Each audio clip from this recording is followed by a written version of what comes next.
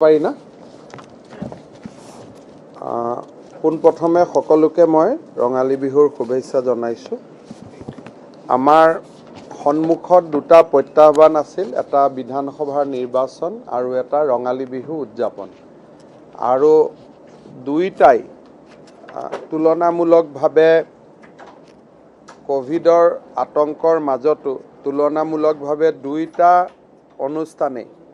এটা গণতন্ত্ৰৰ উৎসৱ আৰু আনটো আমাৰ জাতীয় উৎসৱ, দুইটা অনুষ্ঠানেই আমি সুকলমে পাৰ কৰিব পাৰিছোঁ। আৰু তাৰ লগে লগে সমান্তৰালভাৱে কোভিডৰ পৰিৱেশো আগতকৈ কিছু জটিল হোৱাও আমি দেখা পাইছোঁ। আজিৰ দিনটোত অসমত কোভিডৰ পেচেণ্ট 4070 জন এক্টিভ পেচেণ্ট আছে। গধূলিলৈকে অলপ পজিশ্যনটো চেঞ্জ হ'ব, কাৰণ আজিৰ দিনটোৰ পজিটিভ আৰু ডিছচাৰ্জ গোটেইখিনি যোগ হোৱাৰ পিছত পৰিৱেশটো অলপ সলনি হ'ব। কিন্তু এই মুহূৰ্তলৈকে আমাৰ 4069 জন কোভিড পেচেণ্ট আছে আৰু মৃত্যুৰ দৰ 0.51 আছে, অৰ্থাৎ যিটো মৃত্যুৰ দৰ আমি মেইনটেইন কৰিছিলোঁ 0.51, 0.50, সেইটোতে আমি মেইনটেইন কৰিছোঁ। এতিয়া যিটো গোটেই আলোচনাৰ বিষয় হ'ল যে যোৱা 20 মাৰ্চৰ পৰা আজিলৈকে কোভিডৰ পৰিৱেশটো কেনেকৈ সলনি হৈছে। 20 মাৰ্চৰ পৰা 26 মাৰ্চ এই সপ্তাহটোত আমাৰ কোভিডৰ এভাৰেজ কেছ আছিলে 36টা প্ৰতিদিনে। 27 মাৰ্চৰ পৰা 2 এপ্ৰিললৈকে আমাৰ প্ৰতিদিনে পজিটিভ কেছ বাঢ়ি গ'ল 51টালৈকে। 3 পৰা 9 এপ্ৰিল এই সময়খিনিত আমাৰ পজিটিভ কেছ বাঢ়িলে 146লৈকে। আৰু 10 পৰা 16 এপ্ৰিললৈকে আমাৰ পজিটিভ কেছ আমি প্ৰতিদিনে পোৱা আৰম্ভ কৰিলোঁ 484টা। তাৰ আন এটা কাৰণো আছে যে 20 মাৰ্চৰ পৰা 26 মাৰ্চলৈকে আমাৰ টেষ্ট হৈছিল 13,000, 27ৰ পৰা 2 এপ্ৰিললৈকে 10,000, 3 পৰা 9 এপ্ৰিললৈকে 17,000 আৰু 10ৰ পৰা 16 এপ্ৰিললৈকে আমাৰ টেষ্ট হৈছে প্ৰতিদিনে 54,000। গতিকে টেষ্ট যেতিয়া যোৱা সপ্তাহটোত প্ৰায় 50,000 অতিক্ৰম কৰি গ'ল, আমি 484টা কেছ আমি পজিটিভ পালোঁ। কিন্তু আমাৰ পজিটিভিটি ৰেট এভাৰেজ ষ্টিল বিলো 1%, 0.88। কোনোবা দিনা 1.27 হৈছে, কোনোবা দিনা 1.2, কোনোবা দিনা 0.50। কিন্তু আমি যদি এভাৰেজ 10ৰ পৰা 16 তাৰিখলৈকে আমি চাওঁ, আমাৰ পজিটিভিটি ৰেট আছিলে 0.88। তাৰমানে আমি 1%ৰ তলত আজিৰ দিনটোতো আছোঁ।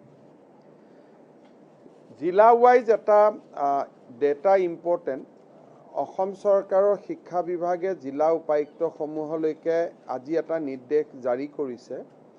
যে যিখন জিলাতে 100টা পজিটিভ কেছ আছে, সেইখন জিলাতে এলিমেণ্টাৰী স্কুলসমূহ বন্ধ হৈ যাব, অৰ্থাৎ ক্লাছ 5লৈকে শ্ৰেণী নহ'ব। য'ত যোন জিলাত 100টাতকৈ ওপৰত পজিটিভ কেছ আছে। সেই দৃষ্টিকোণৰ পৰা কামৰূপ মেট্ৰত আছে 1860টা, ডিব্ৰুগড়ত 323টা, কামৰূপ ৰুৰেলত 285টা, নগাঁৱত 144টা, যোৰহাটত 133টা, তিনিচুকীয়াত 131টা, কাছাৰত 120টা আৰু শোণিতপুৰত 119টা। আন জিলাসমূহত আজিৰ দিনতো এক্টিভ কেছ 100তকৈ তলত আছে। আমাৰ শিক্ষা বিভাগে গোটেই দায়িত্বটো জিলা উপায়ুক্তক দিছে। জিলা উপায়ুক্তসকলে যেতিয়াই দেখিব যে মোৰ জিলাত প্ৰতিদিনে 100তকৈ বেছি এক্টিভ কেছ হ'ব আৰম্ভ কৰিছে, তেওঁলোকে সেই জিলাৰ প্ৰাথমিক বিদ্যালয়সমূহ বন্ধ কৰি দিব। চৰকাৰে বেলেগ আৰু নিৰ্দেশ নিদিয়ে। Authority has been given to the Deputy Commissioner as and when they found that they have more than 100 active cases total per day active to 100 বহুত ডিস্ট্ৰিক্টত নহব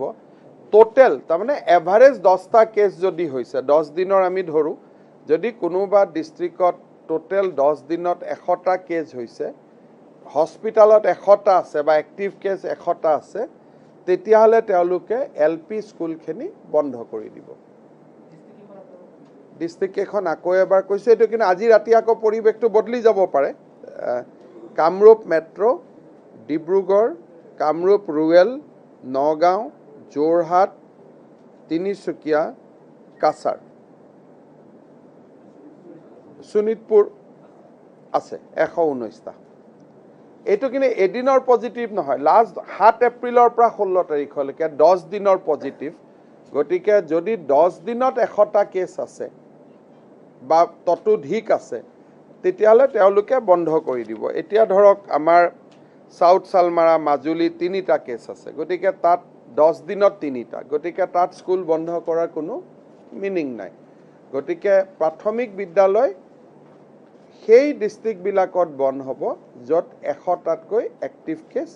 বেছি হৈছে আৰু অহা কালিৰ পৰা এটো প্ৰযোজ্য হ'ব জিলা উপায়ুক্তসকলে আমাক আৰু খুদি থাকিব নালাগে যতে তেওঁলোকে লোকেলি দেখিব যে 100তকৈ কেছ বেছি হৈছে LP school up to class 5 তেওঁলোকে বন্ধ কৰি দিব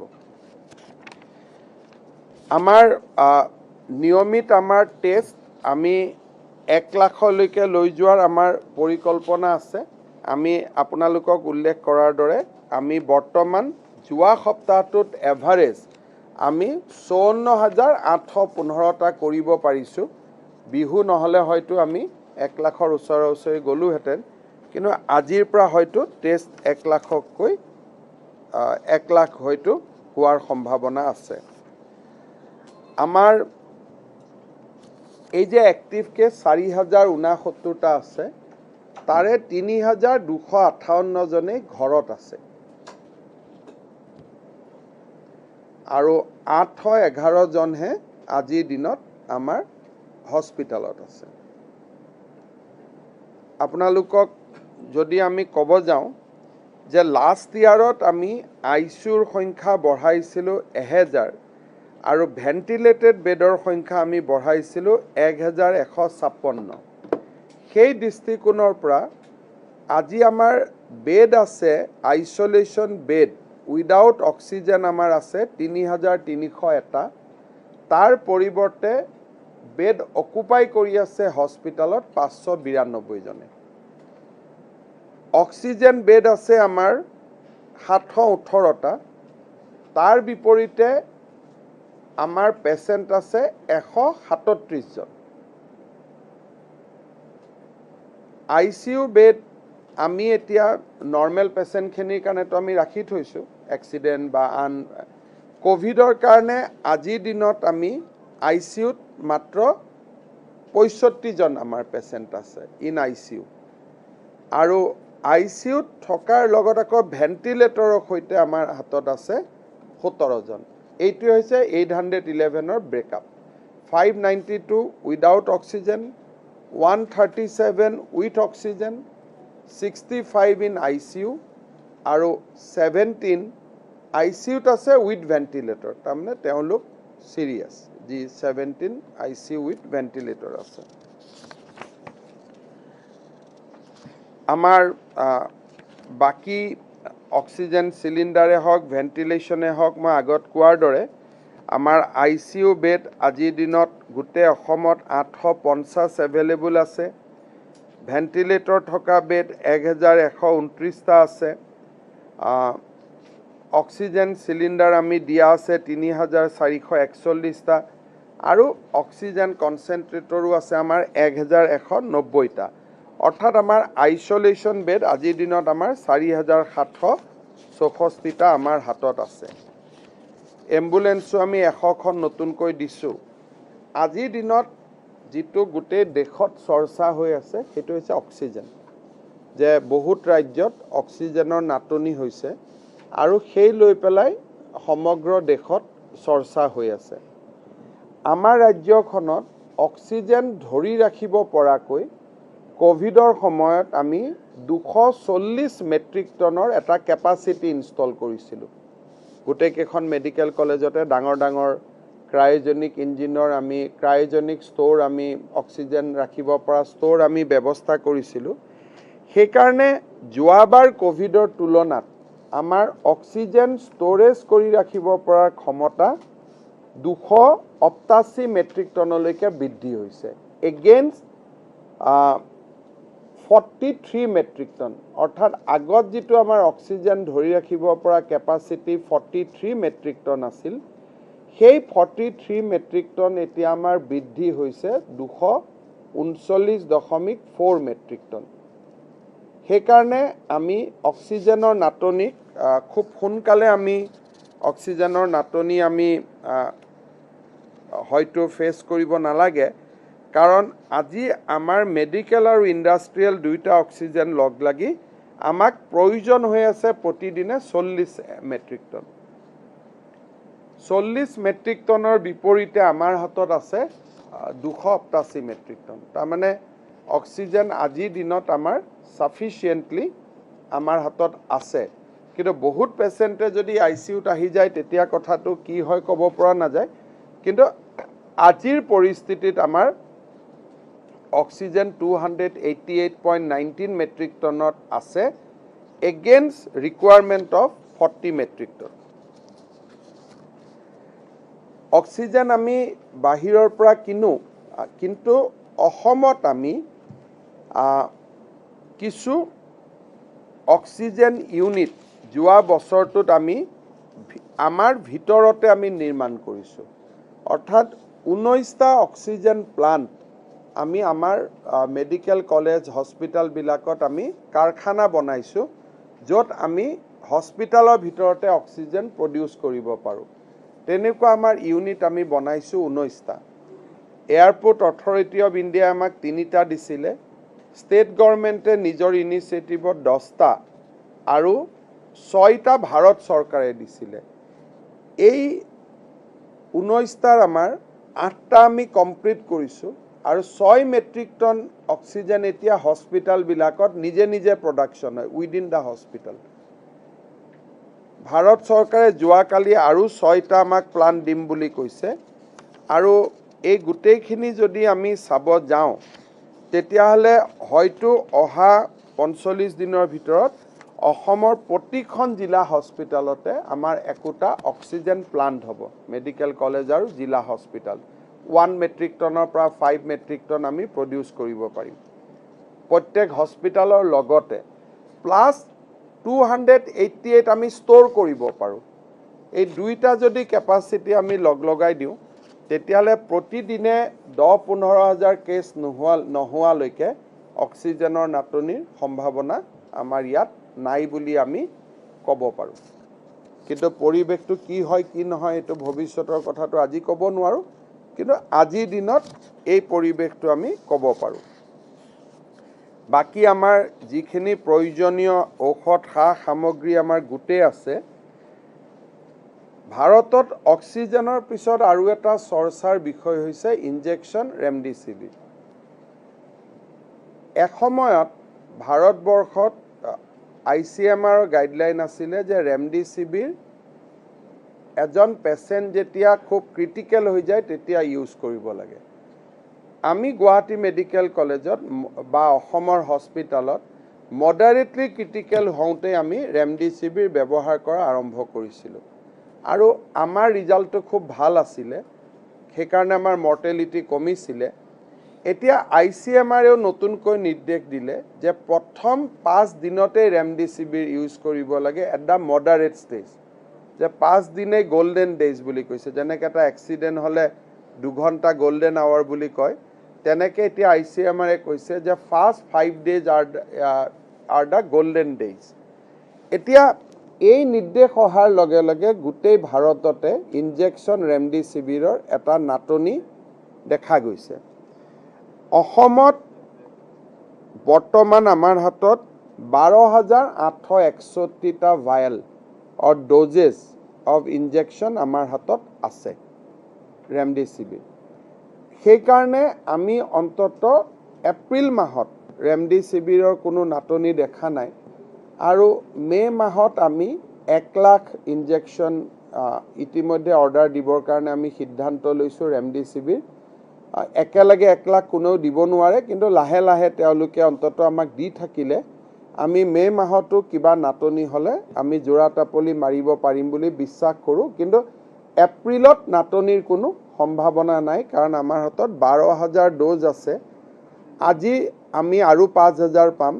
25 তাৰিখে আৰু 5,000 পাম সো টোটেল এই মাহত আমাৰ প্ৰজেক্টেড এভেইলেবিলিটি আছে 22,000 dose so that should be enough for this month হেনেকে আমি প্ৰজেকশ্যন এটা লৈছোঁ খালি এটা কথা মই ক'ব খুজিছোঁ যে ইনজেকশ্যন ৰেমডিচিভিৰ বজাৰত 4,000 টকা দাম এটা ইনজেকশ্যন আমাৰ মেডিকেল কলেজত এতিয়া এপিএল পেচেণ্টৰ কাৰণে ইনজেকশ্যনটো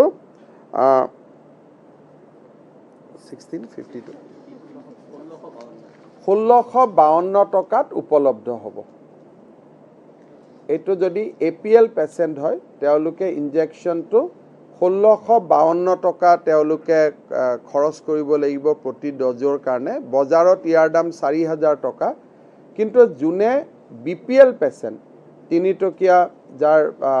আমাৰ যিটো কয় বিনামূলীয়া চাউলৰ যাৰ কাৰ্ড আছে বা অন্যথাই যদি মেডিকেল কলেজৰ প্ৰিন্সিপালসকলে ভাবে যে পেচেণ্টৰ ঘৰৰ অৱস্থা বেয়া তেতিয়া তেওঁলোকে এইটো বিনা পইচাতে উপলব্ধ হৈ থাকিব কিন্তু আদাৰৱাইজ সৰকাৰী কৰ্মচাৰী ব্যৱসায়ী বা এপিএল পেচেণ্টসকলৰ কাৰণে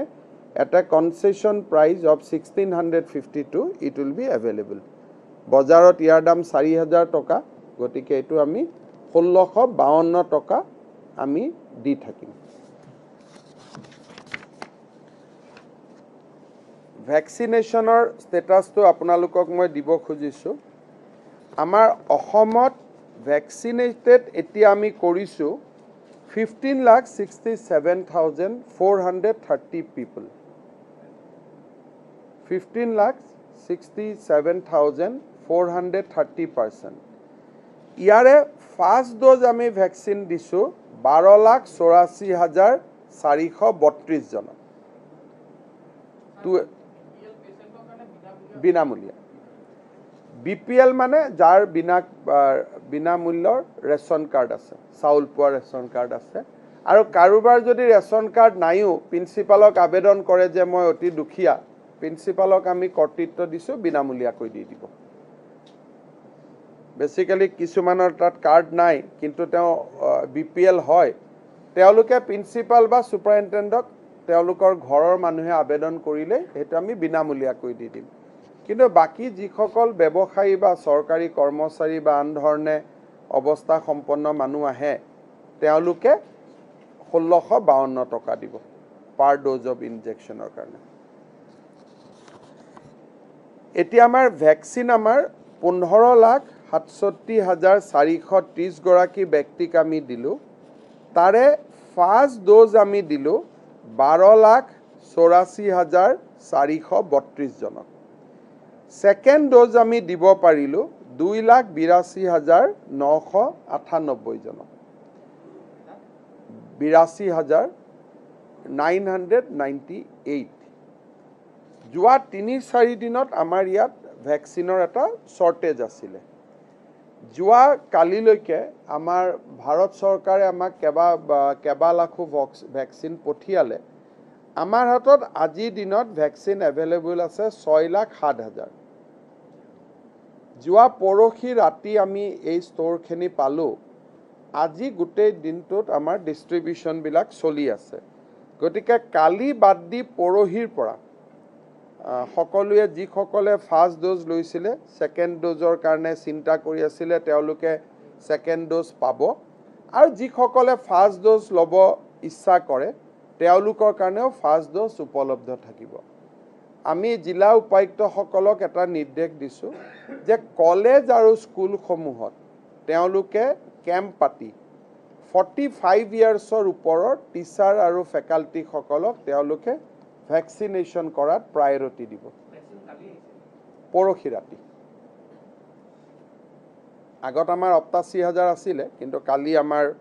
প্ৰায় ৫ লাখ ভেকচিন আমাৰ আহি পৰহি ৰাতি মিলাই ফাৰ্ষ্ট ড'জো কোনোবাই পাব, কোনোবাই ছেকেণ্ড ড'জো পাব। গতিকে এতিয়া আমি ৬,০৭,০০০ ভেকচিন আমাৰ আছে। তাৰমানে এই মাহটো আমাৰ দিয়াৰ কাৰণে, কাৰণ প্ৰতিদিনে আমাৰ যিটো কেপাচিটি আছে ৫০,০০০কৈ দিয়াৰ, গতিকে ১২ দিন এই মাহটো আমাৰ ভেকচিনৰ কোনো শ্বৰ্টেজ নাথাকে। এই মাহ এতিয়া আমি ডিচিসকলক কৈছোঁ, কাৰণ মোৰ মতেদি ৬ লাখ মানুহ হস্পিটেলত ইনজেকশ্যন ল'ব, ভেকচিন ল'ব অহাটো দিগদাৰ আছে। সেইকাৰণে আমি এই ভেকচিনৰ ষ্টকটো সোনকালে যাতে চেছ কৰি ভাৰত চৰকাৰৰ পৰা নতুন আনিব পাৰোঁ, সেইকাৰণে আমি জিলা উপায়ুক্তসকলক কৈছোঁ যে কলেজ আৰু স্কুলবিলাকৰ কেম্প পাতি তাতে ভেকচিনটো দি দিব লাগে। ২-৩ দিন ল'ব, কিন্তু তেওঁলোকে আজিৰ পৰা এইটো আমি নিৰ্দেশ দিছোঁ যে vaccination camp should be organise in college and school so' that শিক্ষকসকল যাৰ বয়স 45ৰ ওপৰত আমি ফাৰ্ষ্ট প্ৰায়ৰিটি দিব পাৰোঁ। ইভেন আপোনালোকৰ যিবিলাক নিউজ পেপাৰ মিডিয়া হাউচ আছে, আপোনালোকে আমাক মাতি লৈ যাব পাৰিব, আমাৰ চিষ্টাৰে তাত ভেকচিনেশ্যন কৰি দিব, বাট 45ৰ ওপৰত। আৰু তেনেকুৱা যাৰ যাৰ ৱৰ্ক প্লেচ আছে, কোনোবা টেলিফোন কোম্পানী, কোনোবা আন কিবা ব্যৱসায় প্ৰতিষ্ঠান য'ত ১০০তকৈ বেছি কৰ্মচাৰী আছে, জিলা উপায়ুক্তক মাতিলে আমি তাতে গৈ ভেকচিন দিয়াৰ ব্যৱস্থা কৰিম, তেওঁলোক হস্পিটেলত আহিব নালাগে। যিহেতু এতিয়া আমাৰ লগত অন্ততঃ অহা ১২ দিনলৈকে ছাফিচিয়েণ্ট ড'জ আছে, আৰু 6 লাখ আমি কনজিউম কৰোঁ মানে ভাৰত চৰকাৰে আমাক আৰু পঠাই দিব। আমাৰ ইয়াতে অলপ ইলেকশ্যনৰ সময়ত ভেকচিনৰ কনজিউম কম হোৱাৰ কাৰণে আমি কম পাইছিলোঁ, কিন্তু এতিয়া আমি কনজামশ্যনটো বঢ়াই দিয়াৰ লগে লগে একেলগে ভাৰত চৰকাৰে আমাক ৬ লাখ পঠাই দিছে। অহাকালি আৰু ১ লাখ দিবনে? কোনোবা দিনা আৰু ১ লাখ দিম বুলি কৈছেনে? Another 1 lakhs is also on way. পৰহিৰ পৰা, কাৰণ আজি এতিয়া মেডিকেল বা গুৱাহাটী নাৰ্ছিং হোমবিলাকত যিবিলাকে ফাৰ্ষ্ট ড'জ লৈছিল তেওঁলোকে ছেকেণ্ড ড'জ ল'ব পাৰিব। গুৱাহাটীত এভেইলেবল হৈ গ'ল, কিন্তু বাকী জিলাবিলাকত যোৱাকালি ৰাতিপুৱা গৈছে, আজি জিলাই পাইছে, জিলাৰ পৰা আকৌ ভেকচিনেশ্যন চেণ্টাৰত যাব। কালি দিনটো তথাপিতো মই গেপ দিছোঁ, কিবা কাৰণত গৈ নাপাব পাৰে, কিন্তু পৰহিৰ পৰা ইট উইল বি এভেইলেবল।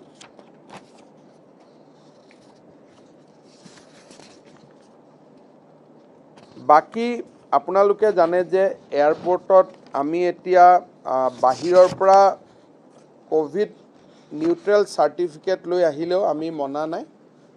যদি তেওঁলোক বাহিৰৰ পৰা আহে তেতিয়াহ'লে ইয়াতে টেষ্ট কৰিব লাগিব। আৰু মোৰ এটা অনুৰোধ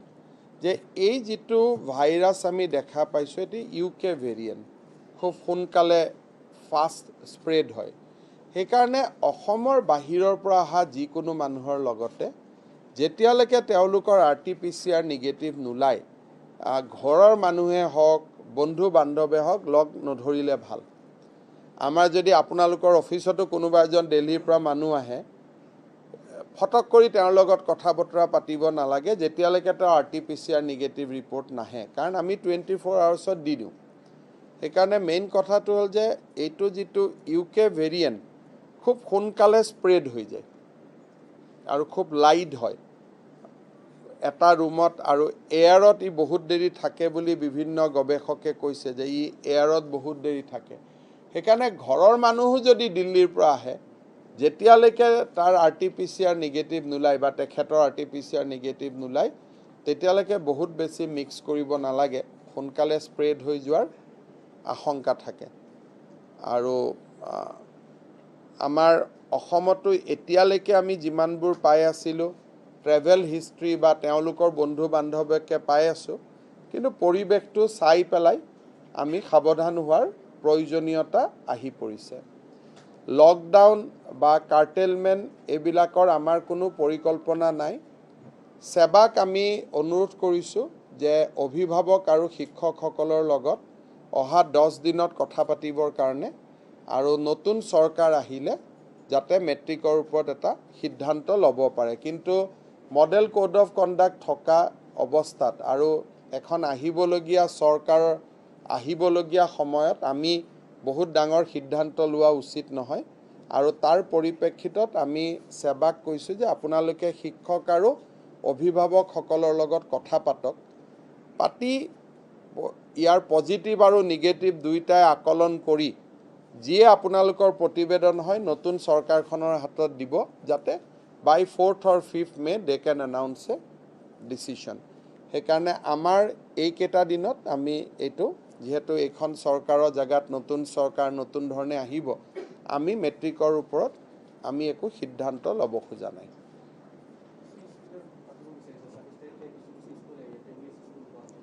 মানে যদি যেহেতু আমি মেট্ৰিক সেৱা আৰু বোৰ্ডৰ এক্সাম লৈ আমি কনসাৰ্ন বাকি এনুৱেল এক্সাম আদি এলিমেণ্টাৰীটো আমি বন্ধ কৰি দিছোঁ কোনোবাই যদি আন কিবা পৰীক্ষা পাতিব খোজে এইটো আমি ক'ব নোৱাৰিম কিন্তু বোৰ্ডৰ পৰীক্ষাৰ ওপৰত সিদ্ধান্ত সেৱাই গাৰ্জেন আৰু হেডমাষ্টাৰ টিচাৰসকলৰ লগত কথা পাতিব কাউন্সিলেও পাতিব আৰু নতুন চৰকাৰে এইটো ক্ষেত্ৰত সিদ্ধান্ত ল'ব আমি নিয়মটো ভাঙিব খোজা নাই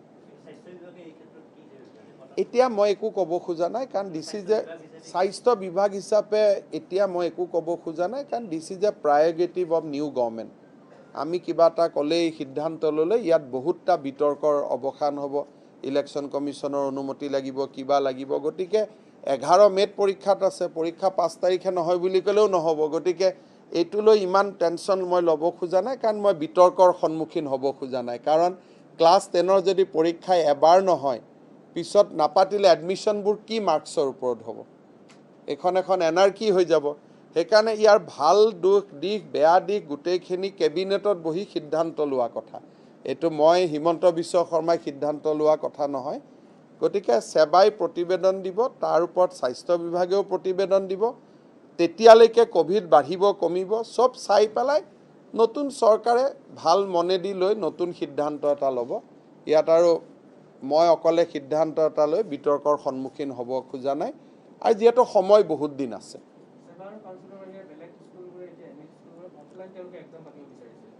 মই বাকীত সোমাব খোজা নাই মোৰ হাতত 10 দিন আছে এখন চৰকাৰ মই বহুত বেছি বিতৰ্কিতত যাব খোজা নাই আমি ট্ৰিটমেণ্ট কৰি মানুহখিনিক কৰিব লাগে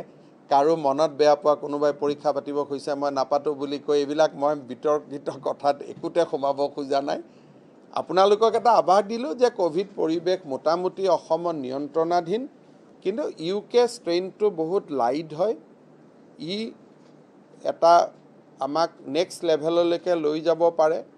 স্বাস্থ্য বিভাগ অক্সিজেন ৰেমডিচিভিৰ বেড ICU লৈ আমি সাজু হৈ আছোঁ যাতে ভয়াৱহতা হ'লেও আমি ৰাইজক ট্ৰিটমেণ্ট কৰিব পাৰোঁ আৰু এই কেইটা দিন আমি চাব খুজিছোঁ বাকি সিদ্ধান্তবিলাক আমি এখন চৰকাৰ আহিবলগীয়া হৈ আছে গতিকে বহুত বেছি নিজে সিদ্ধান্ত লোৱাটো আজিৰ দিনত ঠিক নহয় সেইকাৰণে LP স্কুলৰ ক্ষেত্ৰতো আমি সিদ্ধান্তবিলাক DC সকলৰ ওপৰতে এৰি দিছোঁ আমি লোৱা নাই দুইটাই হ'ব সব জিলা উপায়ুক্তসকলে ডিচিশ্যন ল'ব আমি হিণ্টটো দি দিছোঁ বাকি in view of model code of conduct বাকি সিদ্ধান্তবিলাক DC সকলে লৈ থাকিব না না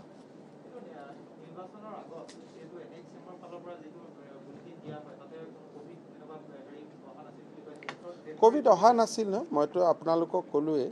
যে কোভিড আহিলে 3 এপ্ৰিলৰ পৰা তাৰ আগত নাই 51টা 36টা সপ্তাহত ডেথো নাছিল 4টা আৰু 3টা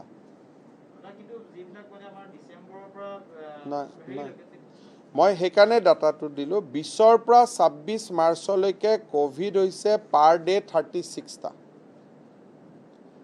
আৰু 27ৰ পৰা 2 এপ্ৰিললৈকে হৈছে 51টা পাৰ ডে তাৰমানে ইন ডাবল ডিজিট 50টাৰ তলত বাঢ়িলে 3 এপ্ৰিলৰ পৰা 9 এপ্ৰিললৈকে 146টা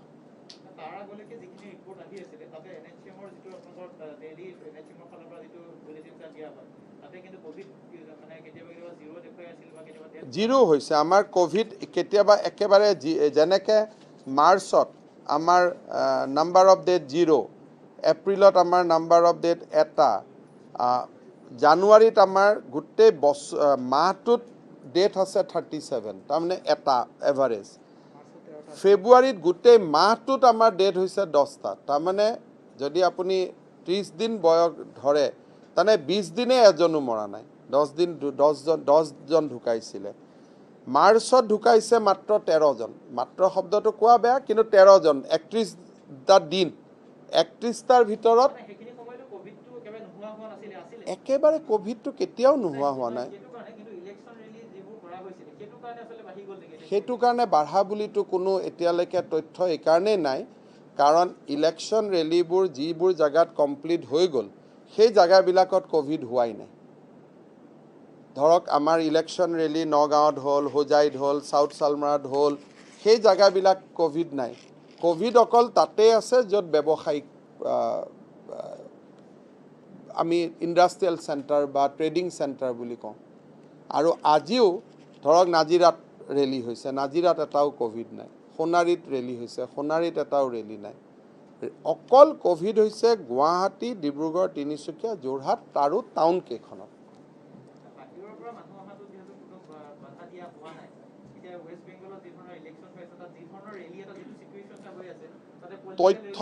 তথ্যৰ লগত ৰেলীৰ কোনো সম্পৰ্ক নাই। এতিয়া ধৰক আমাৰ জালুকবাৰী সমষ্টিতে ইমান ডাঙৰ শুৱালকুছিত ৰেলী হ'ল, শুৱালকুছিত কিন্তু এটাও ক'ভিড হোৱা নাই, ৰেলী হৈ গ'ল 4 এপ্ৰিলত। গতিকে ৰেলীৰ লগত ক'ভিডৰ সম্পৰ্ক এতিয়ালৈকে কোনেও স্থাপন কৰিব পৰা নাই। কোনটো স্থাপন হৈছে যে এয়াৰপৰ্টৰ পৰা, যি দিল্লী কলিকতাৰ পৰা এয়াৰপৰ্টৰ পৰা মানুহ আহিছে, তেওঁলোকে লৈ অহা ভেৰিয়েণ্টটো তেওঁলোকৰ পৰিয়াল বা বন্ধু মহলৰ তাত গৈছে। তাৰমানে ইণ্ডিজেনাছ ক'ভিড আজিও নাই অসমত। সেইকাৰণে যে মই ক'লোঁ 100টাৰ ভিতৰত আপোনালোকে জিলাখিনি যদি চায় আৰু আমি যদি কওঁ যে একেবাৰে টাউনলৈকেহে যাবা বুলি, অঞ্চল বুলি যাবা, তেতিয়াহ'লে অসমত 90% অঞ্চলত আজিও ক'ভিড নাই, এটাও ক'ভিড কেছ নাই। যদি আপুনি 126টা সমষ্টি বৰ্ডত লৈ লয়, তেতিয়াহ'লে 100টা সমষ্টি হ'ব য'ত এটাও ক'ভিড নাই। সেইকাৰণে ক'ভিড তাতেই আছে য'ত এয়াৰপৰ্ট আছে, ৰেলৱে ষ্টেচন আছে।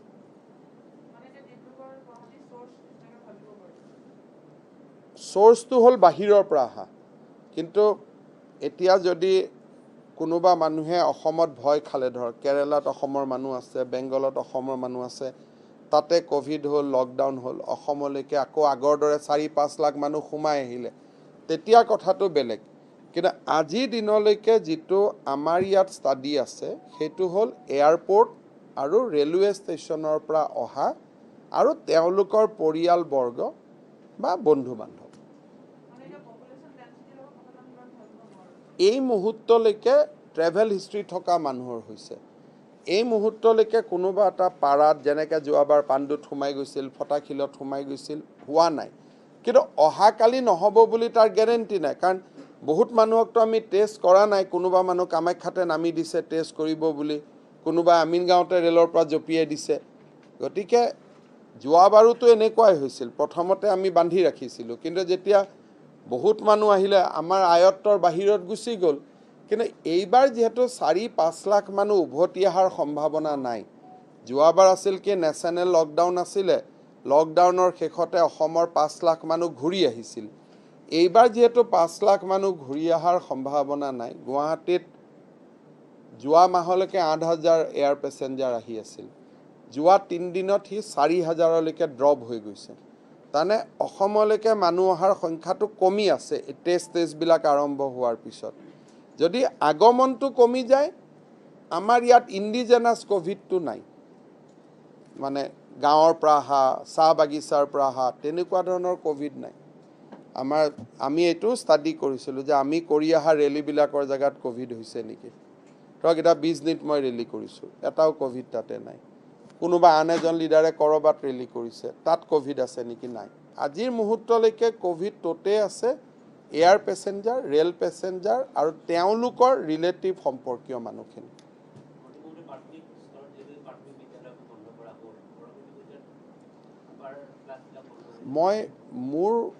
মোৰ মনত ধাৰণা যে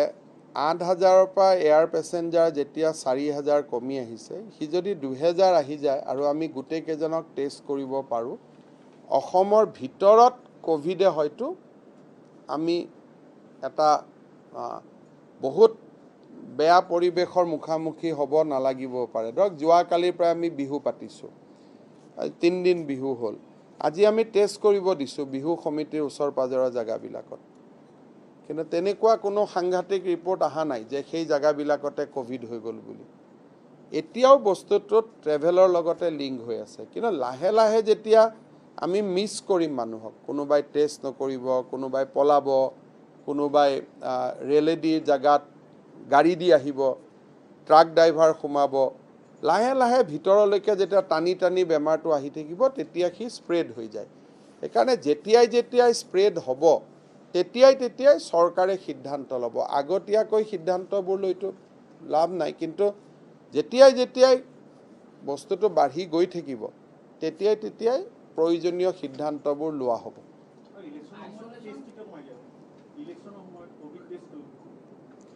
ইলেকশ্যনৰ সময়তো কোভিড টেষ্টটো ঠিকে আছিলে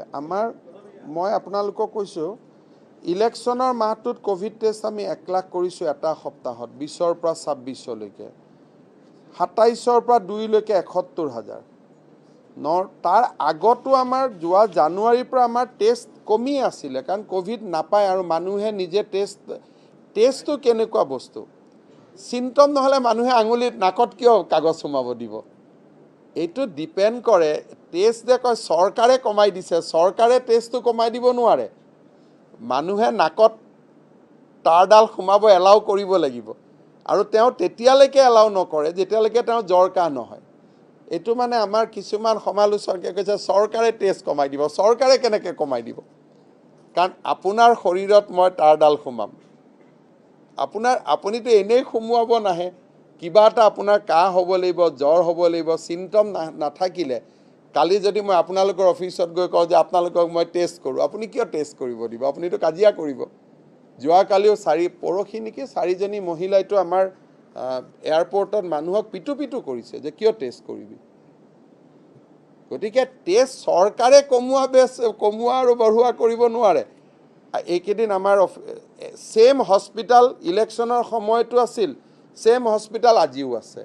ইলেকশ্যনৰ সময়ত কোনো মানুহ যোৱা নাই আজি মানুহ সব হস্পিটালতে টেষ্ট কৰাই আছে এইটো হ'ল চিম্পটমৰ ওপৰত কথা আমি 7 দিনত মানুহক হস্পিটালৰ পৰা যাব দিছোঁ যে যেতিয়া আমি ৰেটত নিগেটিভ পাওঁ 7 দিনত আমি মানুহক ঘৰলৈকে যাব দিছোঁ আৰু কৈছোঁ ঘৰতে বাকী 3 দিন আপোনালোক থাকিব যাতে আমাৰ হস্পিটাল বেড কম আমি ব্যৱহাৰ কৰিব পাৰোঁ এই মুহূৰ্তলৈকে আমি যিখিনি আমাৰ ইয়াত প্ৰটোকল আছে মই আপোনালোকক কোৱা মতে 4,000 আমাৰ পেচেণ্ট আছে এগেইনষ্ট ইনষ্টল আইচলেশ্যন আমাৰ বেডৰ কেপাচিটি আছে আপোনালোকক কৈছোঁ আমাৰ হাতত আইচলেশ্যন বেড আছে 4,440 পেচেণ্ট আছে 811 বাকীবিলাক ঘৰত আছে সেইকাৰণে আমাৰ এতিয়ালৈকে হস্পিটাল বেডৰ কোনো প্ৰেছাৰ আমাৰ ওপৰত নাই এইবিলাক মানুহৰ মাজত যিবোৰ ধাৰণা গভৰ্ণমেণ্টে টেষ্ট কমাই দিছে গভৰ্ণমেণ্টে ক'তো কমাব নোৱাৰে মানুহৰ বেমাৰ হ'লে মানুহে আহিবই আৰু এটা ফিগাৰ কম হৈছে কি এয়াৰপৰ্টত আহোঁতে মানুহে নিজৰ জাগাত টেষ্ট কৰি লৈ আহি আছিলে মই দিল্লীৰ পৰা আহিছোঁ সি দিল্লীৰ পৰাই নিগেটিভ ৰিপৰ্ট লৈ আহিছে গতিকে এতিয়া আমি গুৱাহাটীত কৰিছোঁ যে নহয় দিল্লীৰ পৰা লৈ আহিলেও কৰিব লাগিব আগত গভৰ্ণমেণ্টৰ অৰ্ডাৰটো আছিল যে 72 আৱাৰ্ছৰ আগত দিল্লীৰ পৰা আপুনি লৈ আহিলেও হয় যদি চবৰে কপিবিলাক আমি লৈ লওঁ আমাৰ 8,000 টেষ্ট আৰু বাঢ়িব প্ৰত্যেক দিনে কাৰণ 8,000 এয়াৰ পেচেঞ্জাৰ আহিছে 8,000 একোখন নিগেটিভ ৰিপৰ্ট লৈ আহিছে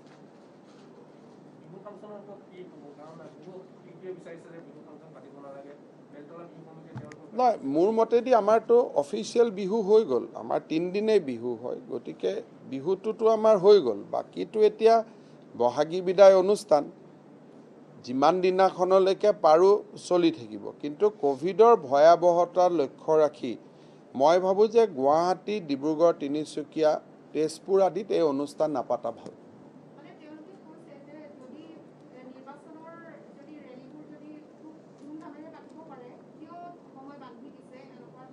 চাওক সেইটো প্ৰশ্নৰ এইকাৰণে উত্তৰ দিব নালাগে কাৰণ নিৰ্বাচনৰ ৰেলীৰ সময় 10টাই আছিলে আৰু ইমান উত্তৰ দিটো লাভ নাই ন এটোতো জেদা জেদি কি আছে কমিটিৰ মোৰটো নহল আমাৰ ক্যান্ডিডেট এজনৰো নহল এতিয়া বিহু কমিটিৰ দেউতাক মাকৰ যে নহব কি গ্যাৰেন্টি আছে এটোতো মই দিয়া আৰু আশা কৰিব নোৱাৰো এটোতো জেদৰ কথা নহয় আমি যিয়ে নকৰিলো কি আমি ভগৱানে আমাক সুস্থ শৰীৰে উলিয়াই পঠাই দিলে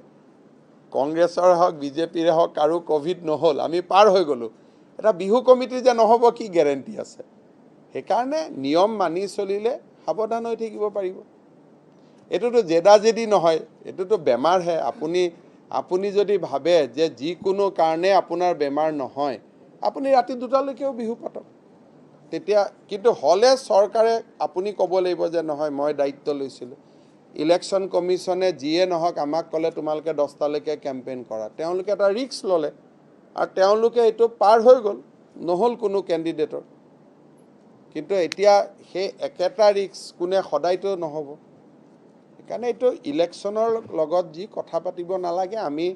যোৱাবাৰ বিহু পাতিব পৰা নাছিলো এইবাৰ আমি সুন্দৰ কৰি বিহু পাতিলো কোনো মানুহে কষ্ট নোপোৱাকৈ বিহু হৈ গল সেইটো এটা এক প্ৰকাৰ সফলতা বুলি ক'ব পাৰে যে বিহু যোৱাবাৰ পাতিব পৰা নাছিলো এইবাৰ সকলোৱে বিহু আমি পাতিলো যোৱাবাৰ বিহুত আমি লকডাউনত আছিলো এইবাৰ আমি লকডাউনত নাই সেই হিচাপৰ পৰা 3টা দিন ভাল কৰি গল বাকিও যিবিলাক গাঁৱত কোভিড নাই তেওঁলোকে ডেফিনেটলি বিহু পাতিব পাৰে মই এনে বাধা দি ৰাখিব খোজা নাই কিন্তু যত কোভিড বহুত বেছি আছে তাত নিজেই সিদ্ধান্ত ল'ব লাগে কিন্তু চৰকাৰৰ পৰা বিহু পাতিব নালাগে বুলি কোনো অৰ্ডাৰ ওলোৱা নাই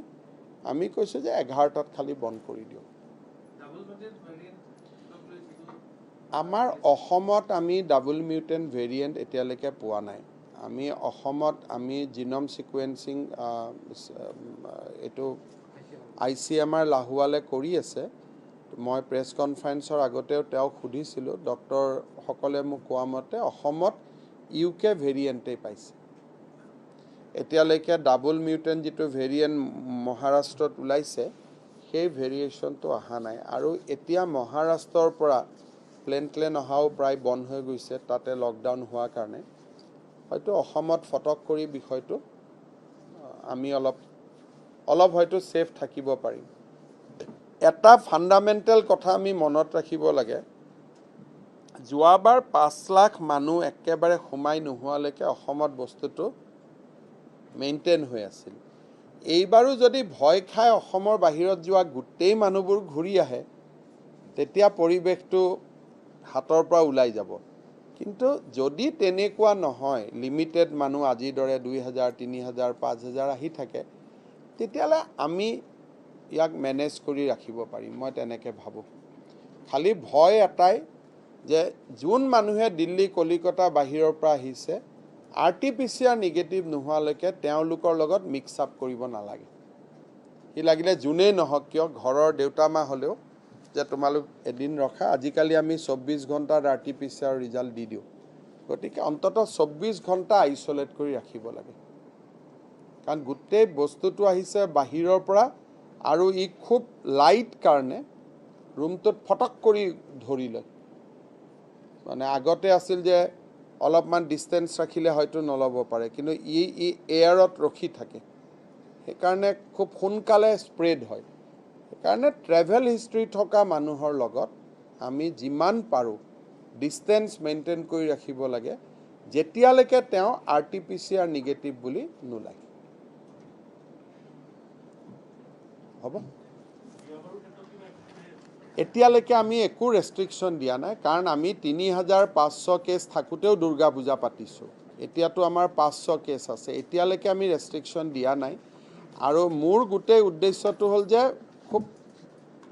জটিল হলেহে আমি নিৰ্দেশ দিম নহলে নতুন চৰকাৰখনে সিদ্ধান্ত ল'ব আজি প্ৰাথমিক বাচ্চা লৰাবিলাকৰ স্বাস্থ্য লৈ প্ৰত্যেক দেউতাক মাকে কনসাৰ্ন সেই কাৰণে এইটো সিদ্ধান্ত আমি লৈছো কিন্তু আদাৰৱাইজ বাকি ডিসিশন বিলাক কালিজনীও বুলে ডেইলি 3000 কেছ আহিছে তেতিয়াতো ডিসিশন এটা ল'ব লাগিব নহলে আমি পৰিস্থিতিটো ক্লোজলি মনিটৰ কৰি আছো যি সিদ্ধান্ত ফাৰ্স্ট উইকত ললেও হ'ব তাক আমি আগতীয়াকৈ ল'ব খোজা নাই আমি অপেক্ষা কৰিছো কাৰণ আননেসেসাৰি কন্ট্ৰোভাৰ্সি এটা ক্ৰিয়েট কৰিব খোজা নাই কিন্তু যদি কিবা এটা সিদ্ধান্ত নললে নহব ৰাইজৰ স্বাৰ্থত ল'বই লাগিব তেতিয়াহ'লে আমি সিদ্ধান্তটো ল'ম সেইটোৱে মেইন কথা